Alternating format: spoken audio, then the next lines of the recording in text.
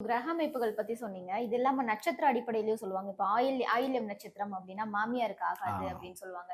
மூல நட்சத்திரம் இருக்கவங்கள கல்யாணம் பண்ணக்கூடாதுன்னு சொல்லுவாங்க. சோ இத பத்தி சொல்லுங்க சார். மேடம் ரொம்ப நல்ல கேள்வி. ம். இன்னைக்கு கிட்டத்தட்ட ஏகப்பட்ட ஜாதகம் வந்து இந்த மூல நட்சத்திரமும், ஆயில்யம், ஆமா. விசாகம் 3ம் குப்பை மாரி கிடக்குது. ம், ம், ம். அத தொட்ட உடனே அவங்க டாக்டரா இருந்தா கூட வேணான்றாங்க. ம். சரி இந்த ஆயில்யமா இருக்கட்டும், மூலமா இருக்கட்டும்.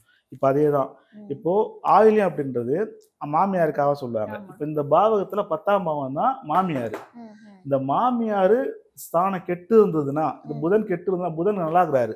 ம்.